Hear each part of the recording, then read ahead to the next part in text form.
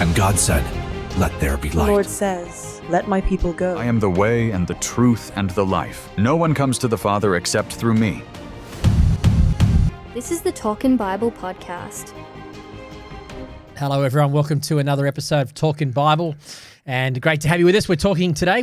Yesterday we were talking about Revelation, the sort of Jesus' great glory, and then in this passage, John chapter 2, right at the beginning of John's Gospel, is actually, ironically, I didn't think about this until just now. John wraps this passage up with this miracle by saying this is how Jesus declared his glory and his disciples put their faith in him. It's pretty amazing, So this is isn't it? revealing of God's glory, Jesus' glory, not the glory that we saw in Revelation 1, but the fact that Jesus turns water into wine. It says at the end, where does it say it? I mean, if you were a young It doesn't fella, actually say it here. It's in the next bit. It's not in verse 12. It doesn't. Yes, verse here 11. it is. This miraculous sign in Cana in Galilee was the first time Jesus revealed his glory and his disciples believed in him. I mean, if you were a young fella and you just seen the rabbi turn water into wine, Yeah, it's pretty cool. you'd be there going, I think I'm hanging around this I fella. think I'll hang around this fella for a while. Free wine. This Is guy it a good knows what he's Shiraz? doing. Not just any wine. This Did isn't you- the cheap wine. This is the best wine. It was water and it's wine. Yeah. Okay. Yeah. I think he might be the one. I think he'll be the one, especially to a Jew, where wine was symbolic of joy and there's all this rich symbolism. Anyway, so much we could say. We could talk for Totally. hours on this passage. Where would you like to go, Shannon? Oh, look, let's read the passage and we'll pull bits out. And wow, this is one of my favorite Bible verses. Is that right? Okay. Because there's party. Mm-hmm. It's Jesus' first It's a miracle. wedding, first miracle. And what a miracle it is. Yeah. I mean, if there's any miracle you want to be around. This is not, This has interestingly gotta enough, this be is not like one, healing blind surely. people, cleansing lepers, raising dead. This is very different. And yet John says this is Jesus' first miracle. It's his first miracle. Interesting, isn't it?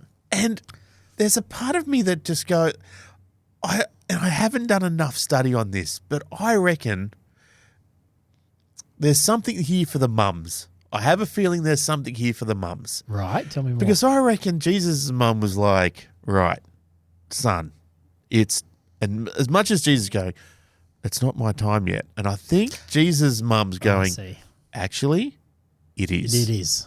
Now's the time. Now is the time. Time for you to shine, son. And I love how she does it. Yeah, gotcha. Because I think there's some chutzpah here that we don't talk Mary's about. got some chutzpah, all right. Because it is awesome. So we'll talk about some chutzpah as well. Yeah, okay. So let's read it and we'll go from there. So on the third day, a wedding took place in Cana in Galilee. Jesus' mother was there, and Jesus and his disciples had also been invited to the wedding. When the wine was gone, Jesus' mother said to him, "They have no more wine." "Woman, why do you involve me?" Now, let's stop there. When he says woman, this is meant in no disrespect. No, the NLT translates it dear woman, but yes, Yeah. it's a term of endearment, isn't That's it? right. And so we, how many times have I heard this? Yeah. Oh, he was so angry at He's her. dissing his mother. Dissing his Yeah. mother, Yeah, like, that's right. oh, no. It's just, there's no disrespect No. meant in this. I It's think- like, I think it's almost a way. You need to see this as Jesus bantering with her. Oh, come on, Mum. come on, It's not Mum, time it's yet. not my time Yeah, yet. yeah. It's almost like We're there's a at bit a of a wink. wedding. There's a bit of a wink in his eye as he And does then, this. and then the chutzpah comes out. And chutzpah is a bit of guts, a bit of, like she's got some go in her. Yeah. She's not gonna give up She's not gonna anytime give up. soon. No. And She kind of puts him on the spot, doesn't she? she does, and I just love that she says. Jesus replies, "My hour has not yet come," and Jesus' mother, she totally agrees and says, "Do whatever he tells you." I love that. She turns to the servants. Yep. She's already lined them up. She doesn't have to go looking for them. She's already lined the servants Yeah. up. She's told Jesus the problem. She just knows Right? she's going to do something about it. Exactly right. And then says, do whatever he says. Yeah. I don't know what he's going to do, but just trust him. Just trust him. Do whatever he says. Yeah. Now, we've seen Jesus do some wild things in miracles. Mm-hmm. Mud in eyes, dirt in eyes, jump in some dirty water. anything could have happened. Yeah. And I just have this picture.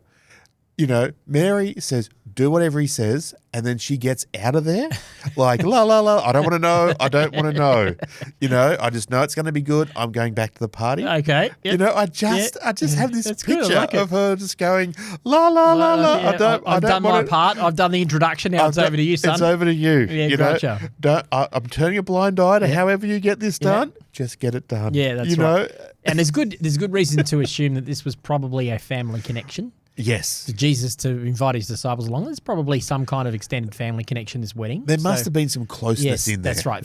For Mum, Mary, to come to Jesus and fix it, I mean, you don't do that unless you're fairly connected with it. And we have to realise too that there is tremendous embarrassment. Huge embarrassment here. And I see a little bit of this in Middle Eastern cultures that I have a bit to do with. This whole idea of having to, it's almost like an honour shame culture, to have to not be seen to be the one who hasn't provided enough food.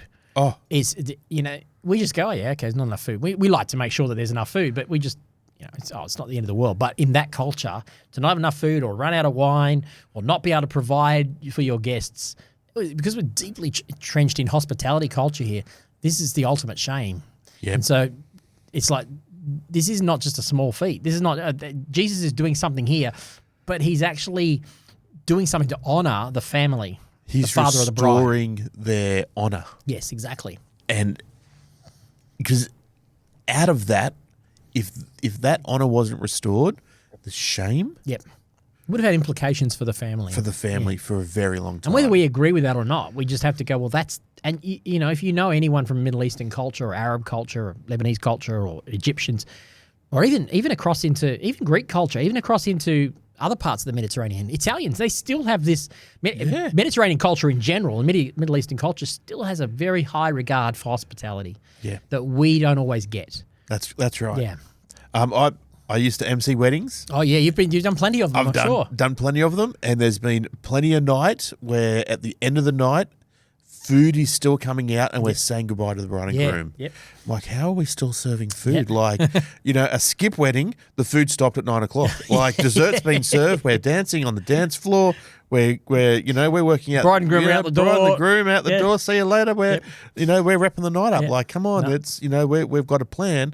No, they're still serving food and there's enough alcohol to make sure everyone. You need to make sure that your guests do not run out and your guests leave full. So we saw this with our daughter Amy and her our son-in-law Nick, who's Lebanese. We saw it at their wedding. It was a very big eye opener to us because we'd never been to a Middle Eastern wedding before, a Lebanese wedding.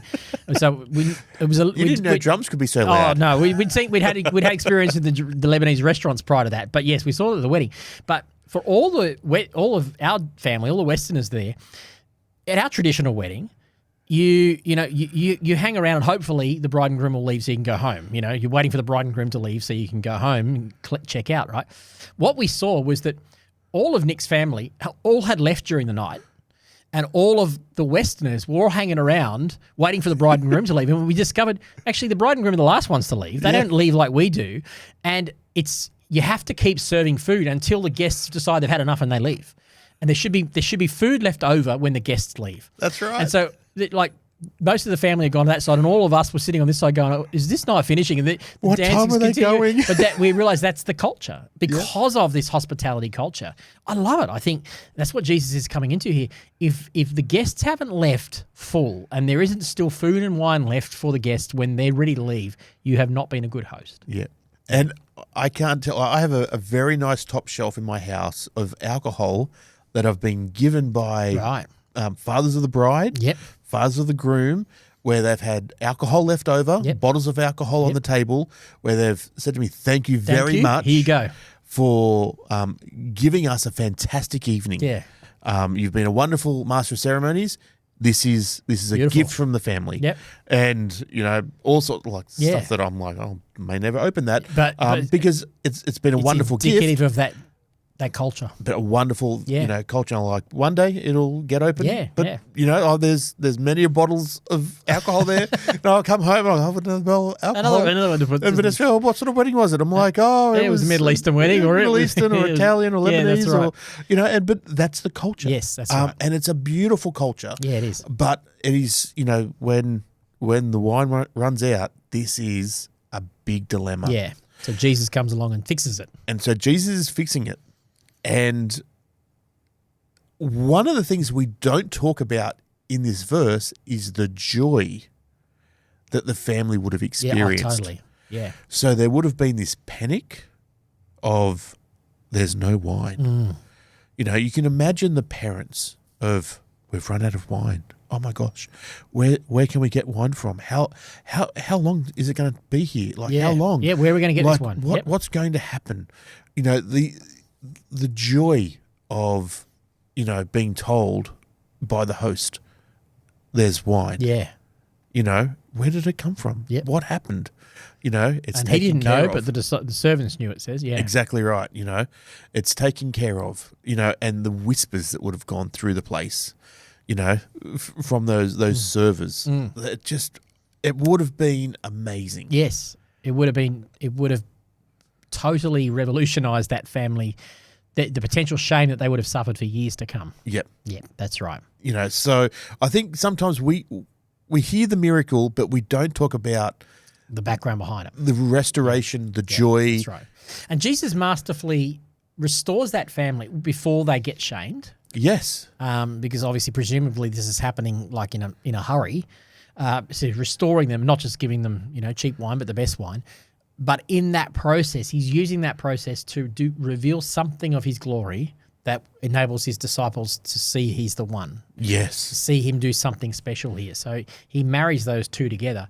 And there's definitely, I haven't got my notes in front of me, there's definitely a reference to this whole concept of, the concept of wine being joy is deeply stooped in the Old Testament, isn't it? So I don't know if you've got anything in your notes about that, but this was significant that Jesus was, there's even messianic overtones here. That's right. So partying was a very big thing in the Old Testament. You had to know how to party. Yep. And that was part of really the Jewish culture is you had to know when to party, when not to party. Yep. And a wedding was the ultimate party. Yep.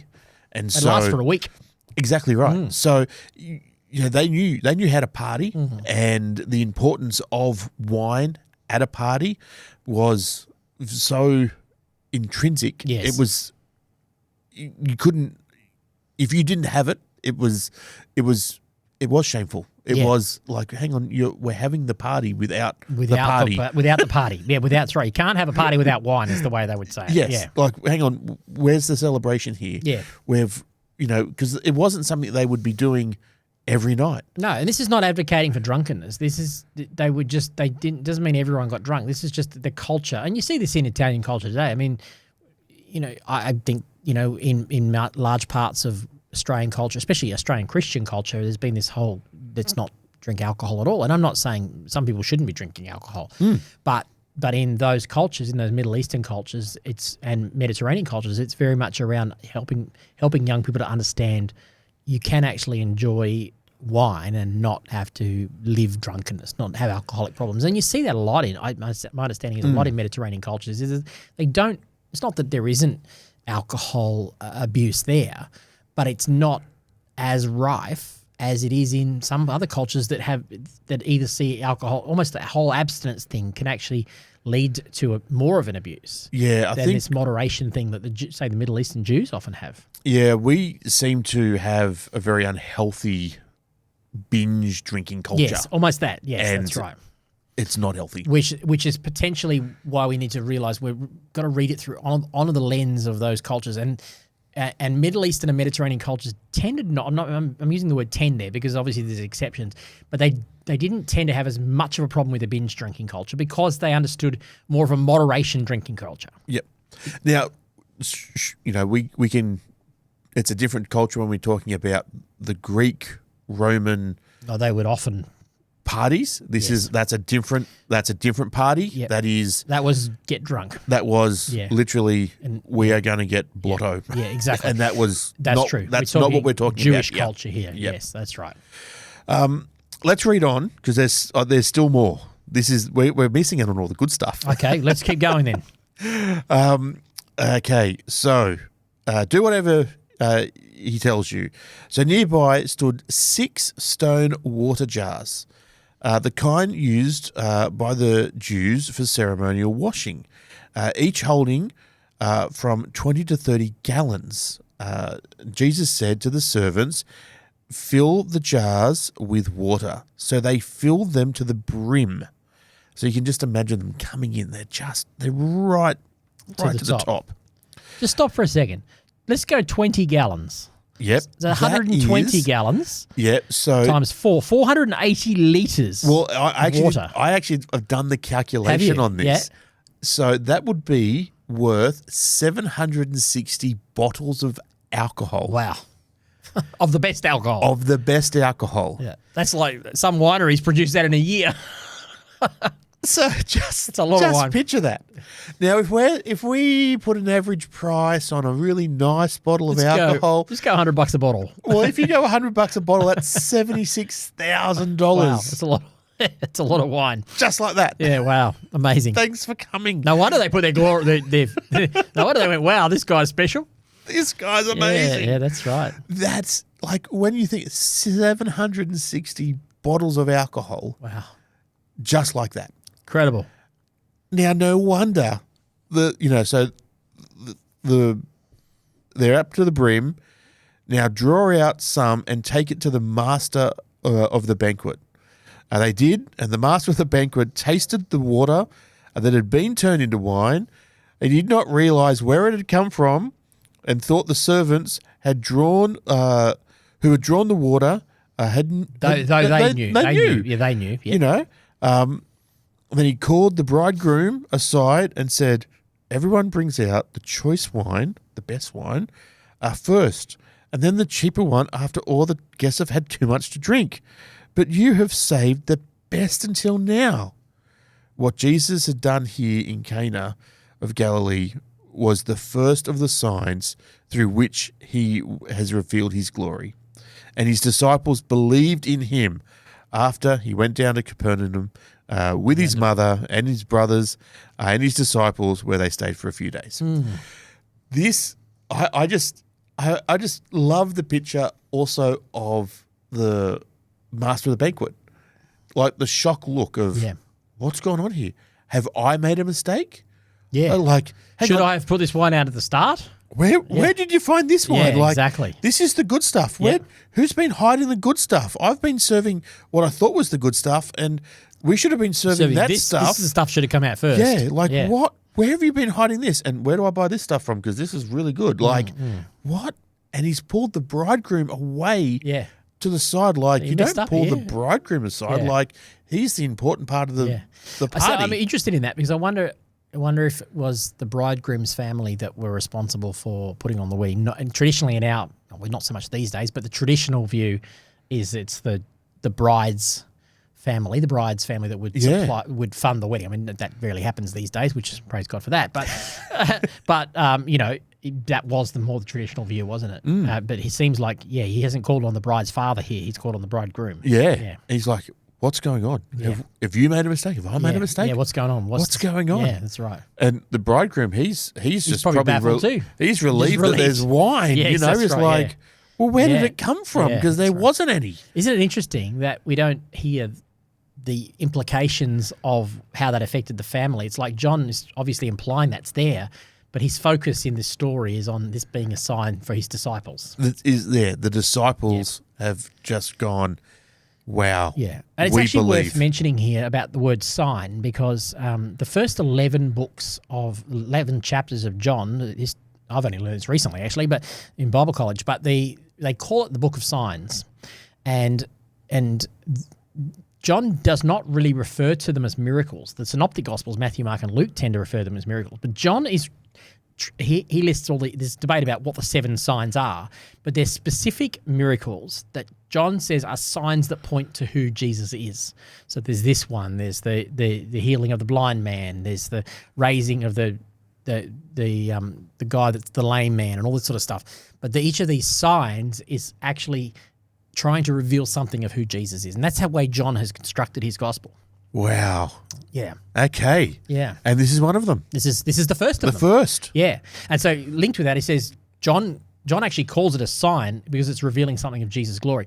So when you're looking for these signs, and you'll see the word sign appear multiple times in these early chapters, linked with that is this phrase that he says to his mum, "My time has not yet come."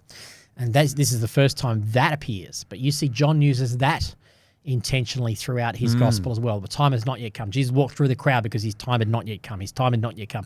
Yeah. I talked about this with Jeannie, I think a few weeks ago. I think it was Jeannie. You get to this one encounter where Jesus, Philip comes to Jesus and he says, "Hey, there's some Greeks who want to talk to you." And Jesus says, "Now my time has come." Yes. So the time that he's referring to there is his death, the time of his death and the multiplication. All the way through, his time hasn't come yet because he's not ready to die. Yep. He knows that will come. And he was good at laying low. Yes, intentionally. John 7, he stays out of the temple. Intentional, yes. He's very intentional in going, I know when I have to speak up. Yep. And I know when I need to get out of here. And Yeah, I think I talked about this a couple of weeks ago with John 7, where he stayed with his brother. I think I was talking to Tim. He stayed with his brothers, stayed behind, and then when he was ready, he went. Yeah. The time issue is a very big deal in John's gospel. So there's all these things that we can learn. John has crafted his letter using some very key words, which are very helpful, and a lot of them are introduced here in this story, John 2. Yeah. It's a fascinating story. It certainly is. The water into wine. Beautiful.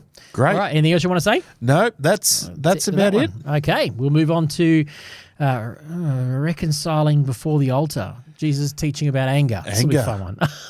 Let's do this one. Well, if you have too much wine, you'll end up angry. Yeah, that's true. All right, talk to you, everybody, on the next episode. Thanks for being with us.